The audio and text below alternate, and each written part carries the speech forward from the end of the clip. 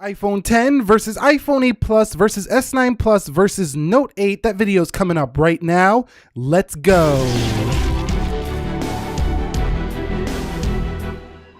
So what is up, guys? Nick here, helping you to master your technology. Welcome to the iPhone 10 versus the 8 Plus versus the Samsung Galaxy S9 Plus versus the Samsung Galaxy Note 8. Now, the reason I'm doing this video is because I got a question in just yesterday as I was preparing part 3 of the Samsung versus Apple series. This is actually not the same video. We're going to be talking about which one of these to buy right now.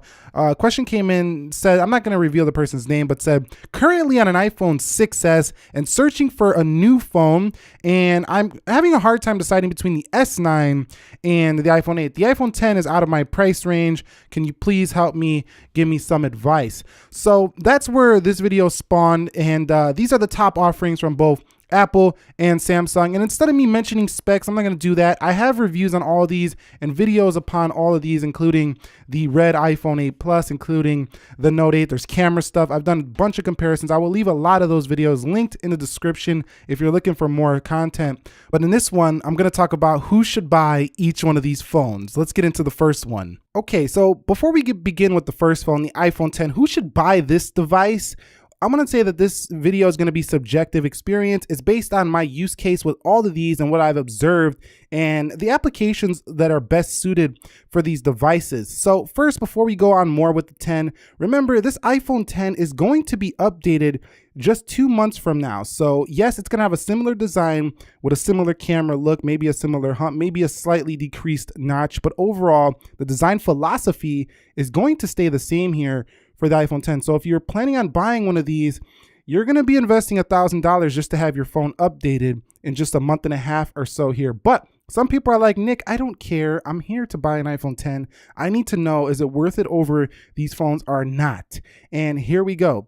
Well, the iPhone 10, first of all, if you're into, tech and phones, if you want to change for a long time, you should buy the iPhone 10, especially if you're an iOS user. If you've been looking for change from the Apple side, this definitely represents change. It feels like the future of iOS. And even though it's like 8 or 9 months old already, it still feels very fresh, very modern. It's a very fashionable phone. So if you're into fashion, you're the person who, likes to wear, all the nicest clothes, and you like fashionable items, and you wear you got the Apple Watch going, the iPhone 10 will fit in just perfect with that.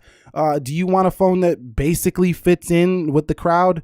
The iPhone 10, everybody knows what it is. It's instantly recognizable. But other than that, you should also buy the iPhone 10 if you want the most powerful iPhone in terms of, just sheer processing performance and, having the best camera on a device. This is definitely the most power you're going to get on an iPhone currently. That's pretty obvious. But of those things, if you find yourself in any one of those things I just said, you should definitely buy the iPhone 10. And one last thing I want to mention, if you're a person who's been really going after maybe trying to find the best fit in your hand, I think the iPhone 10 should be in the running for one of the best fits in the hand with the biggest screen. This thing is comfortable in the hand and has a really large screen for its size. So that's the iPhone 10. If you fell into any of those, those statements I just made, that's what I've experienced, and that's who I think should buy the iPhone 10. Seriously, if you fall into those, you're gonna love the iPhone 10. Next up is the iPhone 8 Plus. Now, this one's not too hard to recommend to these type of people. So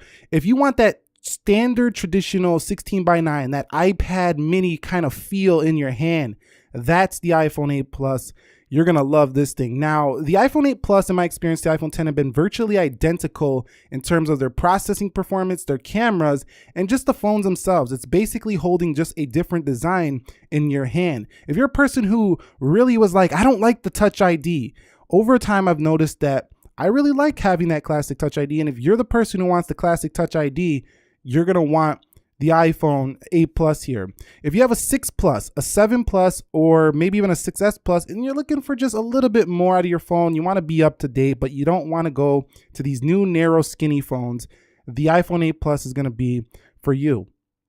And if you're a person who says, you know what, I'm done, I'm not paying $1,000 for a phone, that's not happening, never for me. I mean, I would, because I like to be on the latest and greatest tech, but if you're the person who's saying, no, I'm just not doing that for a phone, the 8 Plus I think is your second best choice you can get from Apple. So if you found yourself in any one of those categories, the iPhone 8 Plus should definitely do the trick. And if you buy the product red, you are supporting HIV and AIDS. Moving on to the Samsung Galaxy S9 Plus. Now, this one has been heavily marketed, all over the place. So I'm pretty sure you recognize Galaxy S9 Plus. They just came out with a gold variant of this phone.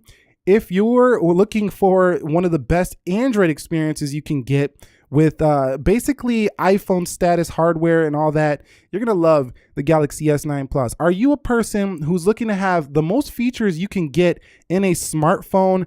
The Galaxy S9 Plus is definitely gonna be the one for you, because this phone not only gives you beautiful hardware, it gives you a software set that gives you so many features that you're going to be finding things later on in your use case. Now, one of the arguments against Samsung's Galaxy S9 is going to be your software updates, but this phone's been getting some, pretty quick security updates. It should get a few major ones as well. So it's going to last pretty long into the future. Of course, it's not going to go the 5-6 years you're going to get an iPhone. But again, like I've said in my prior videos, these phones are not going to probably run as quick as they do today in 5 years. So more than likely, something else is going to come along that you're going to might want to upgrade to. So the Galaxy S9 just offers so much in one package that if you're looking for a phone with the most feature set in one device, but you don't need an S Pen, the S9 is the phone for you. If you want a fashionable Android phone, I would say that the S9 is definitely up there. They got the lilac, they got the gold, they got the blue color, the black, not so much. But these popping colors, they got lilac this year. They're really shiny and they're fashionable colors, at least if you're going to be on the Android side. Are you a person who's just tired of the Apple experience? You're done with this. You've had enough. It's fun. You'll keep aside iPhone, but you're ready to try something from Android. And you want to go totally anti-Apple. You don't want to stay even similar. I think that the S9 is a very different experience. It's kind of like the anti-Apple experience versus like maybe a Huawei phone is closer to the iOS experience with the EMUI. This is more like an anti-Apple experience. No notch, features you could never get on an iPhone. So if you're that person and you want to go totally on the opposite end of the Apple spectrum, you're going to really love the S9. And I cannot forget to mention, if you're looking for one of the best and most versatile camera packages on a smartphone, the S9 with its variable aperture camera and dual setup with the telephoto lens is going to be one of the best packages you can get. Also, going at a f1.5 stop gives you incredible low light photos for the S9. You have pro modes as well in this camera. Our next part 3 with the Samsung versus Apple, we are going to talk about, more about these cameras between Samsung and Apple, but this is a phone comparison video here. That's going to be the S9. People looking for probably the most versatile camera package you can get on a phone. Going on to the Note 8, my favorite personal Samsung series of devices is the Note series due to the addition of the S Pen. Now, a lot of people will say this is unnecessary. You never really use it. Not true. If you're aware and conscientious of the fact that it's there, you will use the S Pen. It's actually very useful in a lot of cases. And once you use it, going back to another phone that doesn't have it is not the greatest experience, because you want to do things, you get used to it. It becomes a habit using it.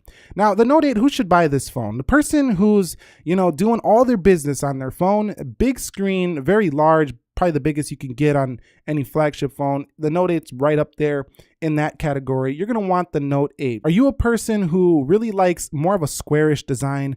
You're not into these curvy phones? You're going to like the Note 8. And some people do prefer the squarish design. I mean, Sony does that with their phones. The Note 8's more of a squarish designed phone. Do you want one of the most beautiful displays that a smartphone can offer, and the one that's really going to showcase that with its popping colors? The Note 8 is going to impress you even a year after having this display. It is just a stunner in the display. So I think the display is most impressive on the Note 8 just due to its sheer capacity, size, and its vibrancy of colors. Now, a lot of sources can claim the iPhone X wins on the accuracy category. You can have your accuracy all day. When it comes to a display impressing you, the Note 8 is the one that's going to make people take a second look. And are you artistic? Do you like to do a lot of drawing, but you want to do stuff on digital now? Then the S Pen is going to be unbeatable here for you as well. They even have a little coloring section where you could color on your device as well. And just like I mentioned with the S9, expandable storage, DeX compatibility, you can turn this into a little mini pocket computer. If you find yourself falling into any of those categories, you should buy the Note 8. So before we close this out, I want to talk about battery, and I'll tell you which ones have the best battery in my experience in like best to last. All right, so in the real world, the phone that has the best battery life here in my experience is the iPhone 8 Plus. So if you're looking for the best battery life, I got to mention this in any phone comparison basically that I make. The iPhone 8 Plus is going to be my pick for the best battery life. It's the one that lasted me the longest in my use case. Next up is the Galaxy S9 Plus with the second longest battery life I've seen, getting me through a full day quite easily with the Galaxy S9 Plus. Now, the iPhone 10 is pretty much neck and neck with the S9 Plus, very close. I mean, it's within half an hour or so in minutes. So S9 Plus and iPhone 10 are very close in my experience. So both very good battery life phones as well, but it goes 1, 2, 3, and the Note 8, unfortunately, is the worst of the bunch here in my experience with the battery life, but not bad. It still gets you through most of the day. The fast charging capabilities on the Galaxy series is much better for me than the iPhone series. But other than that, that is iPhone 10 versus iPhone 8 versus Galaxy S9 Plus versus Note 8. The best offerings you can get right now. This is my experience. This is who I think should buy each one of these phones. So I hope that answers your question. The person who commented that, you know, should I get the iPhone 8 Plus or the S9 Plus? I hope that you've seen an area in this video that really, you know, hit the spot for you and made you decide I'm getting an 8 Plus or I'm getting an S9 Plus. But I thought we'd throw in the other two top offerings from Apple and Samsung. So part 3 to the Samsung versus Apple series will be coming later next week. We have T-storms in Chicago right now. We're doing a camera section, so I'm gonna wait till we get a little nicer of a day here and go get some more photo samples with these devices. This is the P20 Pro, if you were wondering. Anyway, if you found this video helpful, enjoyable, entertaining, informing in any way, shape, or form, do me a favor, click that like button for me. And if you're new here, consider subscribing for more. Nick here helping you to master your technology. Be sure to be well. Thank you very much for watching, and peace.